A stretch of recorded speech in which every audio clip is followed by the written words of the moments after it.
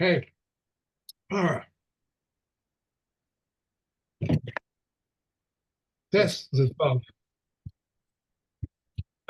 Regarding Mekatos ashes, one may not transport them across a river or in a boat, or nor may he float them on the surface of the water, nor may he stand on one side of the river and throw them to the other side, but he may cross the river with water up to his neck.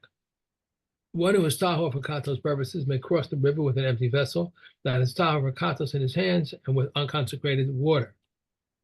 Concerning valid ashes that became mixed with ashes from a stove, we follow the majority with regard to conveying tumah, but we may not consecrate mektatos with the mixture. Reb Eliezer says we can concentrate mektatos with all of the mixture. Regarding mekatos that became disqualified, it renders tummy someone who is tahor for truma through contact with his hands or his body. But with respect to someone who is tahor for katos, it renders him tummy neither through contact with his hands nor with contact with his body. If the mekatos become tummy, it renders tummy one who is tahor for truma through contact with his hands or his body. And with respect to someone who is tahor for katos, it renders him tummy through contact with his hands and not through contact with his body. Okay. For kosher, so if there's good ashes sanu al gabe hamayim she'enam ru'im lekadesh. So he went and sprinkled the ashes onto the wrong water. But Just it was not mayim chaim, whatever the thing is, but it was sprinkled onto the wrong water. Now, what is the din of this water? Matam in esa tahor letruma biyada v'begufo, that still causes tumah onto somebody who was not tahor for khatas, but either through his hands or through his body, because it's considered enough of a mei khatas, not of course to sanctify, but because it's got the ashes in, it also causes you to transmit the tumah. Ve'esa tahor lechatas lo biyada v'lo begufo. And once again, the person who purified himself in order to sprinkle, he does not get tame from this, not from his hands, not from his body. So it's because it's not considered tame, it's just puzzle. So it goes back to the case that we saw in the previous Mishnah of mei chatas that became puzzle. It's considered identical basically, even though the water itself was never fitting. It's treated as mei chatas that became puzzle. Okay. Next parak. Kol ha'ra'oi litameh midras. Anything that could become a midras. Okay, so a chair, a mattress, okay, things like that. Madaf lechatas. Now we're introducing the term here, madaf, again. I think we've seen it a few times before, but basically, whenever you see the word madaf, you've got to you read into there tumah durabanan. And Kahati explains the etymology of the word madaf is from kol ale nidaf, from the sound of a rustling leaf. It's brought in one of the in the tochacha. Is it this week's tochacha or is it kisavo? Kol ale nidaf. Where does it come from? It's from one of the tochachos where people will flee at the sound of a rustling leaf.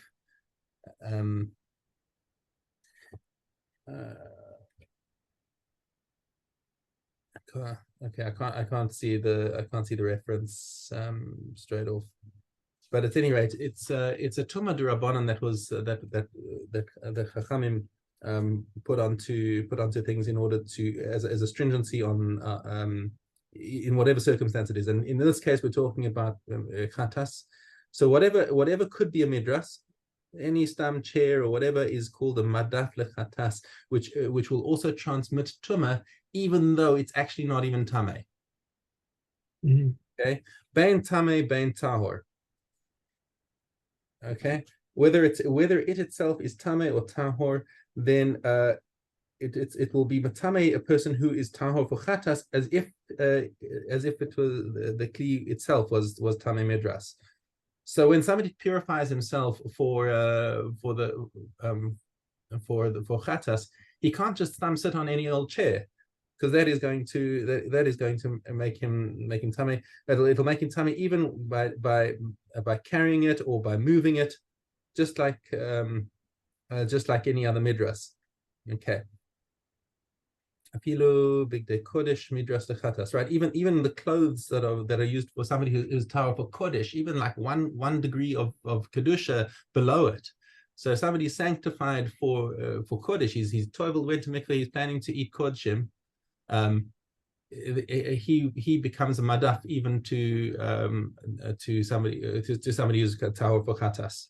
Okay, but Adam kiyotzebo, and similarly, a person who is completely tahor, he was planning to eat kodshim that day. He goes and shakes hands with the guy who's tahor for chatas. The chatas guy is now considered tamei derabanan for chatas. Okay, kol ha'ra'oi li tamei mace, and objects that are not suitable for midras, but they're susceptible to tumas mace. Okay, bein tame bein tahor, whether they are actually tahor or tame. Okay, so let's just say, yeah, a cup. Okay, a cup is a kli, and it can be, but it's not a midras. You wouldn't sit or stand on a cup. Okay, so it's only susceptible to tumas mace. Now it doesn't matter whether it's tame or tahor.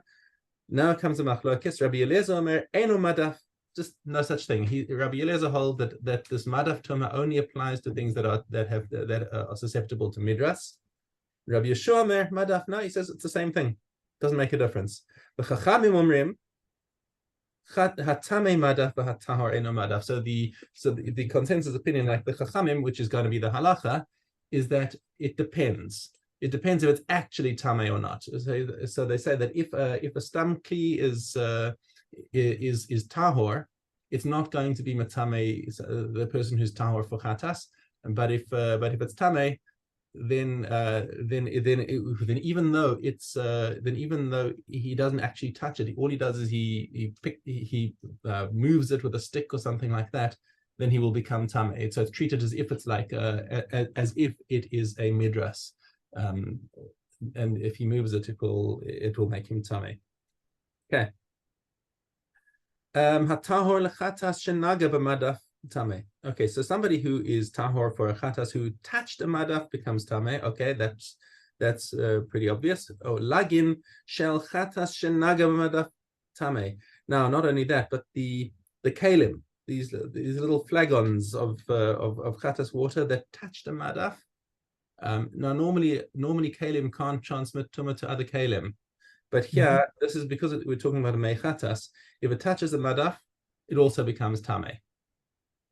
Okay, hatahor lechatas, somebody who is tahor who has gone to mikveh with the intention of purifying for chatas. Shenaga ba'ochlim mashkin, he touched food and drink. Okay, food and drink that is mistama is not, even though it's tahor, right? Biyado, if it goes through his hands, then since it's not on the level of kedusha that he's in, then his hands become tamei, and from his hands he becomes tamei. Uvaraglo tahor. However, if he's just walking and something splashes on his feet, or he brushes against some food with his leg, there's no tumah transmitted. If it splashes on his hand, on his hand, then he becomes tamei.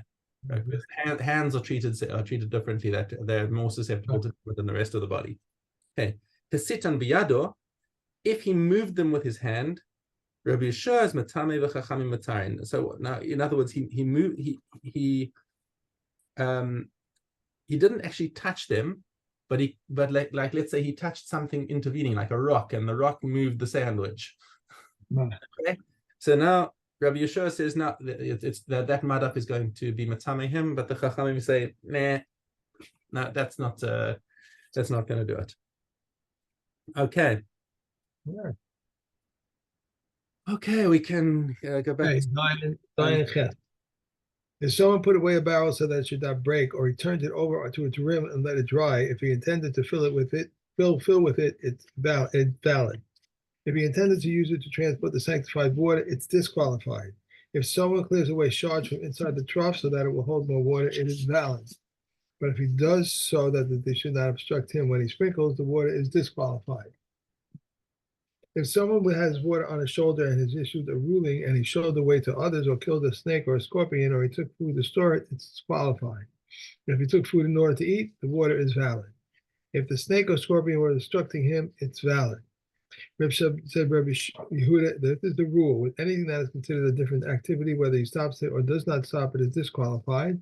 With something that is not considered a different activity, if he stops it, it is disqualified. But if he does not stop it, it's valid. If one entrusts his water to a tummy person, it's invalid. But if he entrusted it to a tahor person, it's valid. Reb Eliezer says even if he entrusted it to a tummy person, it is valid if the owner did not perform a different activity. Okay. And Caleb. The game first. Right. Okay. Yud. Just let me stop. I'm gonna stop just 1 second, Shaw. I can get this. I can't get this. All right. Okay, I'm back. Yud. The guy that appeared on a Caracas or on a Gobakis became confined tummy for 2 weeks. These are confined tummy with 2 symptoms: living skin or expansion. What is Caracas? If he ate Neskem, or he applied Neskem to his skin, or he received a scar on which hair cannot grow. What is Caracas? From the crown sloping backwards until the vertebrae of the neck. What is Gabakis? From the crown sloping forward till the hairline. Caracas and Gabakis do not combine with one another, nor do they spread from one to another. Yehuda says if there is hair between them, they do not combine. If not, they do combine. I'm sorry, that's wrong. They do not combine. If not, they do combine. Right? All garments become tummy from the Goyim except those of Gentiles. Clothing purchased from a Gentile should be examined initially. Skins of sea creatures do not become tummy with the Goyim, and one attached something that grows on land to the sea skin, even a thread or a string, anything that is generally susceptible to tuma is tummy. Okay. All right. One more. Yeah. Right, camel's wool. Camel's wool and sheep's wool that were mixed together. If the majority is from camels, they do not become tummy from the Goyim. If the majority is from sheep, they become tummy from the Goyim. If the wool is mixed half and half, they become tummy with the Goyim. And the same applies to linen and hemp that were mixed together. Okay. Kalim. There are 3 chests. The chest whose opening is on its side is susceptible to becoming tummy with midras tumor. A chest whose opening is on the top is susceptible to becoming tummy with corpse tumor. And a chest of great proportions is tummy from any sort of tumor. There are 3 tubersin.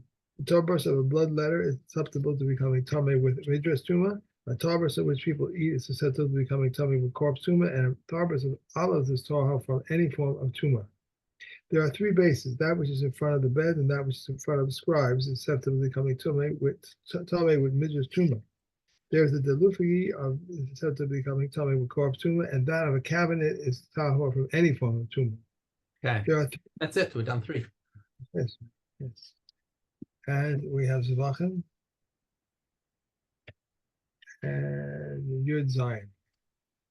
Regarding all of these, the Kohanim may vary the manner of the consumption to eat them roasted, overcooked, or cooked, and to add to them the non-sacred spices and spices of Truma. These are the words of Reb Shimon. Reb Meir says one may not add spices to Truma to them, so that he is not exposed to Truma to disqualification. Reb Shimon says if you see oil being distributed in the courtyard, you need not inquire what it is.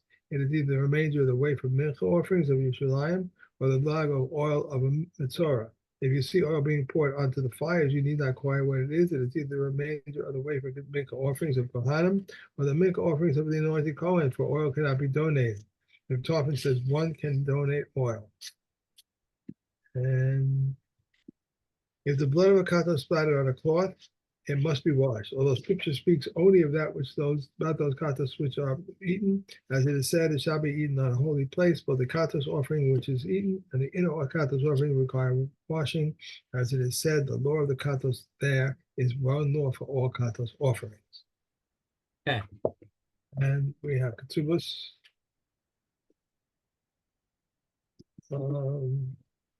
Okay. Yud Gimel Hatet. If one produced a note of indebtedness against another and the latter produced a deed that he sold him the field, Admin says he can say, if I were indebted to you, you should have collected yours when you sold me the field. The comment, however, say this was one clever in that this one was clever in that he sold him the land, and since he can take it for security. If 2 people produce notes of indebtedness against each other, Admin says, if I owed you money, how do you borrow from me? The comment say, however, this one collects his note of indebtedness and this one collects his note of indebtedness. There are three lands as far as marriage is concerned. Judea, the other side of the Jordan, and Galilee. They cannot remove from this town to another, from town to town, or from city to city. In the same land, however, they may remove from town to town or from city to city, but not from a town to a city or from a city to a town. They may remove from a bad dwelling to a good dwelling, but not from a good to a bad. Rav Shimon ben Gamliel says, not even a bad dwelling to a good dwelling, for the good dwelling puts to the proof. Okay. We should be going to a new sector after this. Which one? After Kesubos is Nadarim. Nadarim, okay. I just missed this page. Masters Salad Hay. Let's mess this up a second. Where's this? Okay. Okay, got it. And Masters.